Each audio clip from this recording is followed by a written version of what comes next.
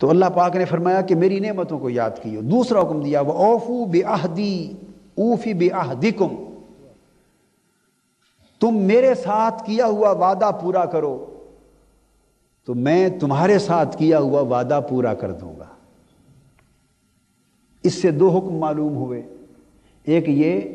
کہ لا الہ الا اللہ محمد رسول اللہ، ہم نے جب کلمہ پڑھا تو ہم نے اللہ کے ساتھ ایک وعدہ کر لیا، اللہ کے ساتھ دو وعدے کر لیے، بلکہ لا الہ الا اللہ کہہ کر یہ وعدہ کر لیا کہ باری تعالی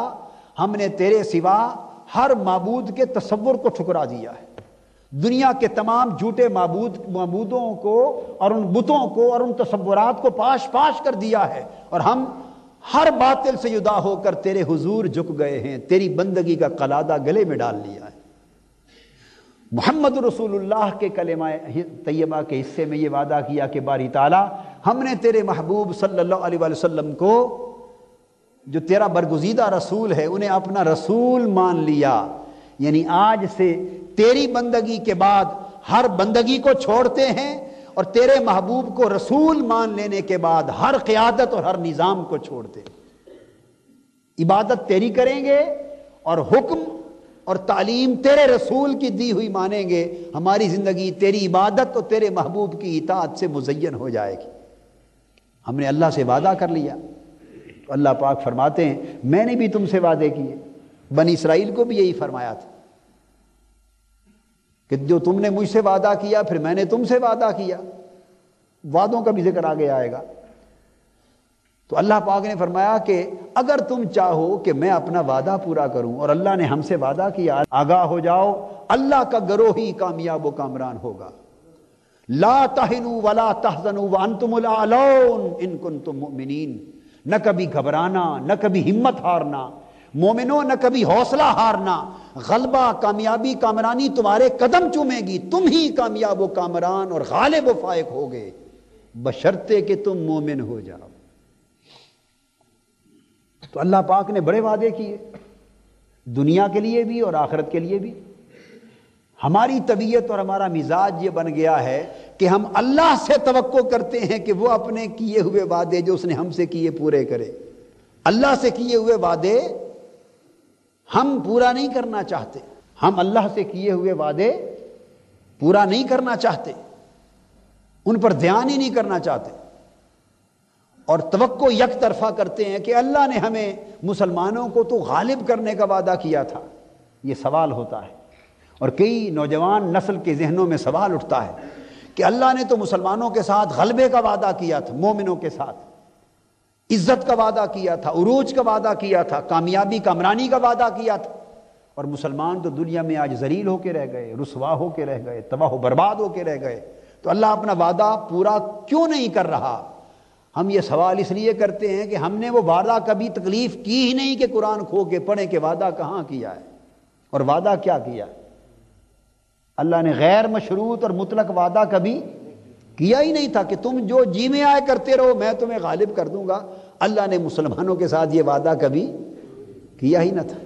اس نے تو اپنے وعدے کے ایفا کا بھی اصول بیان کر دیا، اوفو بعہدی، پہلے تم اپنا وعدہ پورا کرو جو مجھ سے کیا ہے، اوفی بعہدکم، پھر میں تم سے اپنا وعدہ پورا کر دوں گا۔ سادہ سا سوال ہے، کیا ہم نے اپنا وعدہ پورا کر لیا ہے؟ اگر اس کا جواب ہاں میں ہے تو پھر ہم پوچھنے میں بھی حق بجانے ہوئے ہیں کہ اللہ وعدہ کیوں نہیں پورا کر رہا، اور اگر ہم اپنا وعدہ پورا کرنے کی طرف آنے کو ہی تیار نہیں تو ہمیں یہ پوچھنے کا حق کیسے مل گیا کہ اللہ وعدہ کیوں نہیں پورا؟ اللہ کا وعدہ ہی نہیں ہے۔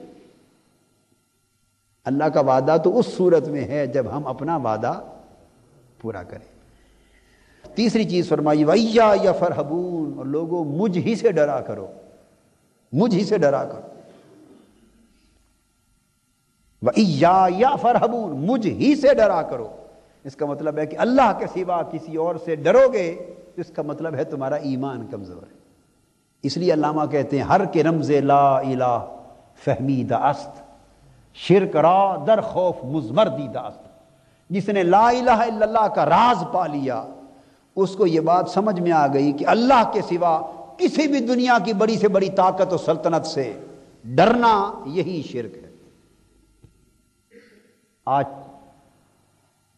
56 ممالک ہیں پوری دنیا میں اسلام کے نام لیوا، عالم اسلام کے 56 ممالک،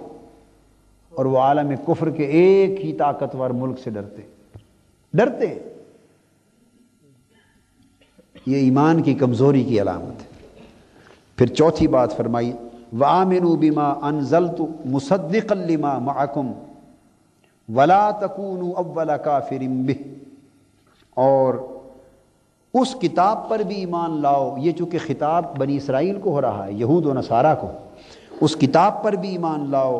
جو میں نے اپنے رسول محمد مصطفیٰ صلی اللہ علیہ وسلم پر اتاری ہے، مصدقا لما معکم، اور یہ کتاب اس کی اصلاً تصدیق کرنے والی ہے جو تمہارے پاس موجود ہے، یعنی تورات اور انجیل جو کتابیں تمہارے پاس موجود ہیں ان کی اصلاً یہ کتاب مصدق بن کر آئی ہے، تصدیق کرنے والی۔ وَلَا تَكُونُوا أَوَّلَ كَافِرٍ بِهِ، تو یہ تو جو کتاب موسیٰ علیہ السلام پر اور عیسیٰ علیہ السلام پر اتری، جو کتاب موسیٰ علیہ السلام پر جو تمہارے ہاتھ میں ہے، یہ تو اصل اس کتاب کی تصدیق کرنے والی کتاب بن کے آئی ہے، یعنی قرآن۔ تو تم ہی اگر اس کا انکار کرنے والے بن جاؤ تو بڑی حیرت کی بات ہے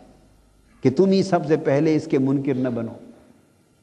اور اس کے ضمن میں جو حکم دیا وہ یہ ولا، جو ہمارے لیے بھی جس کا اطلاق ہوتا ہے، وَلَا تَشْتَرُوا بِآيَاتِي ثَمَنًا قَلِيلًا، اور تم میری آیتوں کو دنیا کی تھوڑی سی قیمت پر فروخت نہ کر دیا کرو۔ ثَمَنًا قَلِيلًا، دنیا کی تھوڑی سی قیمت پر فروخت نہ کر دیا کرو۔ اس کا مطلب یہ نہیں کہ اگر زیادہ پیسے مل جائیں تو پھر فروخت کر دو۔ اگر دین کا سودا اور قرآن کا سودا اور اللہ کی آیتوں کا اور احکام کا سودا 1000 2000 5000 سے ہوتا ہو تو پھر نہ بیچو، پھر کہو ہم قرآن بیچ دیں، ہم شریعت بیچ دیں، ہم اسلام بیچ دیں۔ اور اگر وہی سودا لاکھوں میں طے پا جائے زیادہ قیمت میں تو بیچ دو، نہیں، یہ معنی نہیں ہے۔ ثمناً قلیلا سے مراد یہ ہے کہ اگر ساری دنیا کی دولت اور سرمایہ اٹھا کر تمہارے قدموں میں بھی رکھ دیا جائے تو یہ ساری دنیا کی دولت میری آیتوں کے مقابلے میں بڑی تھوڑی قیمت ہے۔